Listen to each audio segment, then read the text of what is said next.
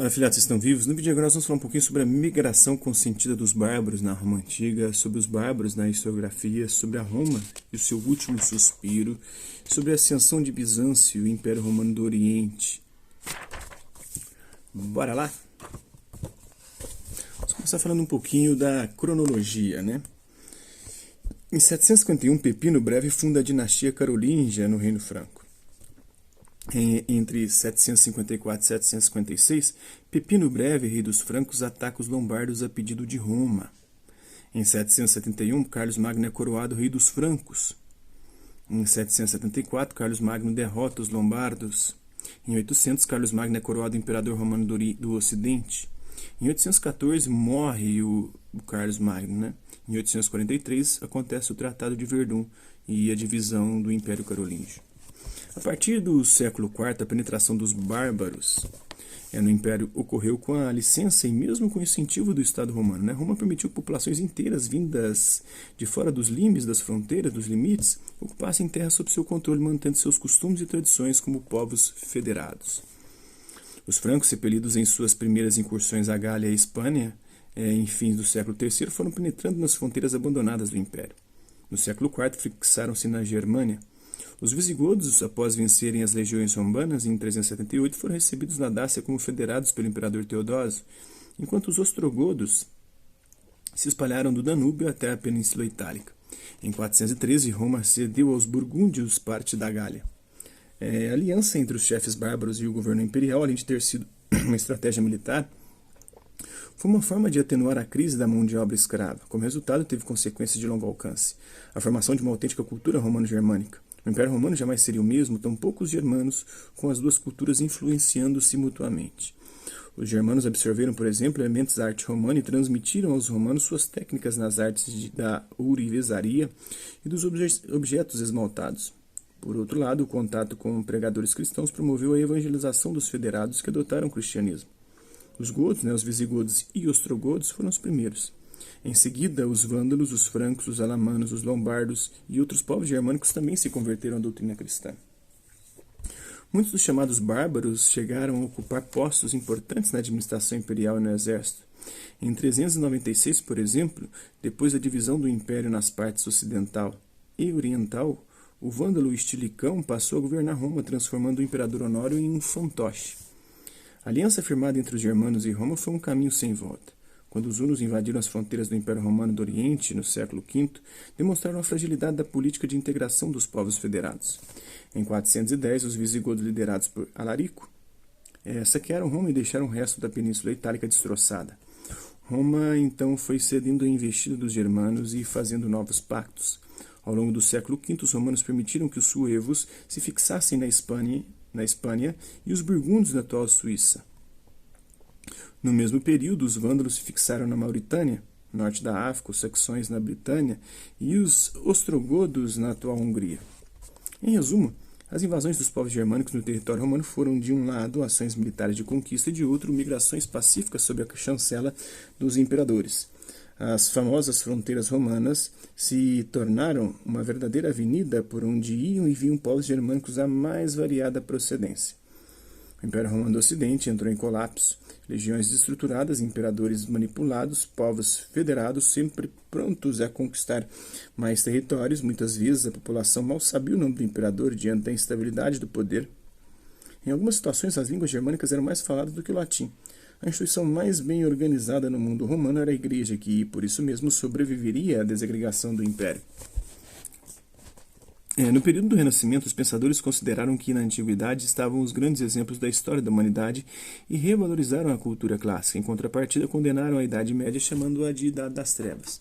Isso para indicar a decadência cultural provocada pelos invasores bárbaros, considerados ignorantes. Essa visão negativa foi rompida no século XIX. O romantismo resgatou a Idade Média e os povos bárbaros passaram a ser vistos como um sopro de vitalidade que arejou o decadente Império Romano. As invasões deixaram de ser uma catástrofe repentina e incontrolável e passaram a ser entendidas como um fluxo migratório pacífico visando o assentamento.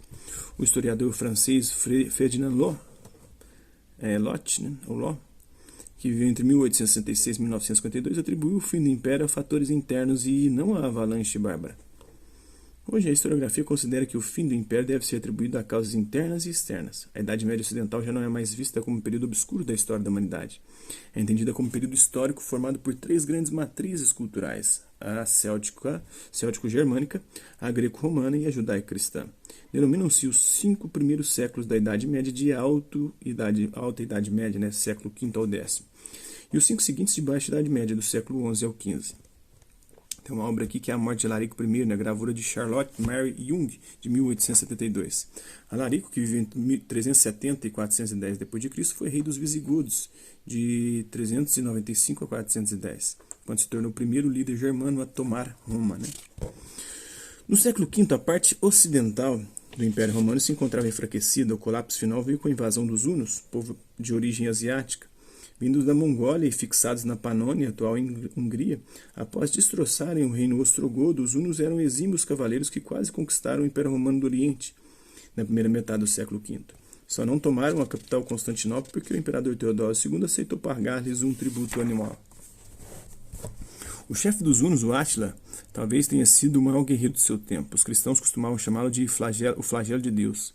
Sob seu comando, os hunos conquistaram um vasto império, do rio Volga ao rio Reno.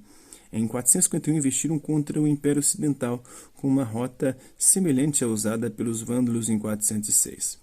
Várias cidades foram destruídas no norte da Gália. Com muito esforço, um exército composto de romanos e germanos conseguiu conter os hunos. Após essa derrota, Átila retirou-se para a Europa Central.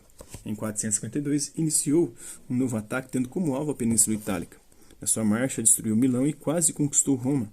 A intercessão do Papa Leão I foi decisiva. Conseguiu que Átila se retirasse mediante o pagamento de um tributo anual. As negociações realizadas por Leão I reforçaram a autoridade papal no Ocidente em face de um poder imperial cada vez mais frágil. A morte de Átila em 454 pôs fim ao Império Huno, muito dependendo do carisma de seu líder, mas a situação do Império Romano só piorou. Roma não resistiu ao ataque desferido em 476 por Odoacro, chefe dos Érulos. Descontente porque seu povo não estava incluído entre os povos federados, conquistou Roma e destronou o imperador Rômulo Augusto. Enviou as insígnias imperiais a Constantinopla e assumiu o governo da Península Itálica, já que os outros domínios do Império Romano do Ocidente estavam controlados por outros povos germânicos. Por coincidência, o último imperador romano do Ocidente tinha o mesmo nome do lendário fundador de Roma, Rômulo. Tem uma obra do século XVIII de Francesco Solimena, que viveu entre 1657 e 1747, mostra o encontro de Átila e o Papa Leão I o Grande. Leão Magno, né? A intervenção do pontífice foi decisiva para preservar Roma, né? Está na Pinacoteca de Brera, em Milão, Roma. Tem as invasões do século V, né? O Império Romano do Ocidente, o Império Romano do Oriente foi separado, e as invasões bárbaras, todas vindas do norte da Europa, né?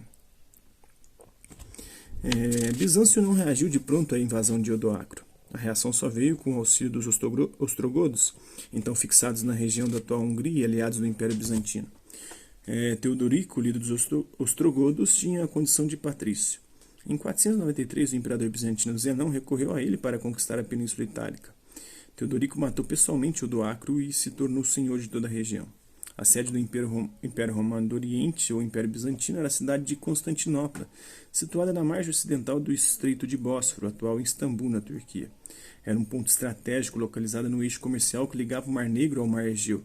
Originalmente, o nome da cidade era Bizâncio. Somente no século IV passou a se chamar Constantinopla em homenagem ao imperador Constantino. Menos afetado pela turbulência das invasões do século V, a parte oriental do Império Romano não apenas sobreviveu, como se tornou uma potência no mundo mediterrâneo ao longo dos séculos seguintes. Apesar da influência romana evidente na estrutura política e administrativa do Império, heranças gregas e asiáticas tornaram a cultura bizantina diferente da cultura romana nos mais variados aspectos: religioso, arquitetônico, artístico, linguístico. O idioma falado em Bizâncio era o grego. Os motivos religiosos inspiraram a criação de grandes mosaicos, expressão máxima da arte bizantina, que além de decorar fontes e abóbadas, era um meio de instrução espiritual para os fiéis. Retratava a vida de Jesus, dos profetas e dos imperadores bizantinos, cujo poder era considerado divino. O dourado era usado em abundância e as figuras eram representadas de frente, ignorando volume e perspectiva. A arquitetura conjugava o arco, a abóbada e a cúpula, formatos arredondados com um plano centrado em forma quadrada ou em cruz grega. Entretanto, o gosto pela arte decorativa e a aversão dos cristãos bizantinos à representação de imagens, por lembrar o paganismo romano, inibiu a produção de esculturas como as encontradas no ocidente grego e romano. O Império Bizantino conheceu seu esplendor durante o reinado de Justiniano, entre 527 e 565, que procurou restaurar a autoridade imperial em territórios controlados pelo antigo Império Romano, mantendo o mar Mediterrâneo como eixo da economia. Estabeleceu os quadros administrativos romanos e determinou a compilação e revisão do direito romano. Em 528 nascia o Código do Direito Civil Corpus Iuris Civilis, cujo livro mais importante, o Código Justiniano, afirmava o poder ilimitado do imperador e a submissão de colonos e escravos aos seus senhores. Justiniano, entretanto, estabeleceu leis eficazes para combater o poder local dos grandes proprietários de terra. Alguns autores atribuem a influência da imperatriz Teodora sobre Justiniano à aplicação de medidas que promoveram a condição feminina na sociedade bizantina. A permissão do casamento entre homens nobres e mulheres de estratos sociais mais baixos, a anulação do direito masculino de matar a mulher surpreendida em adultério, a garantia às mulheres de herdarem bens e propriedades no caso de divórcio, a condenação dos estupradores à pena de morte. O governo de Justiniano também realizou obras de cunho militar, como fortalezas e castelos, e outras de cunho urbanístico-religioso, como a monumental Basílica de Santa Sofia. O imperador era considerado o representante de Deus na terra, uma característica visível nas pinturas, nos mosaicos, nos vitrais e demais obras de arte. A cabeça imperial era rodeada por um halo, semelhante ao das imagens dos santos, um sinal das influências orientais. Tem a Basílica de Santa Sofia, em Istambul, Turquia, né, que já foi mesquita, já foi de tudo lá, e hoje eu acho que é um museu, se eu não me engano. Então é isso, espero que vocês tenham gostado do vídeo. Quem curtiu, dá um like, quem curtiu, dá um dislike. Hasta la vista, babies, até a próxima.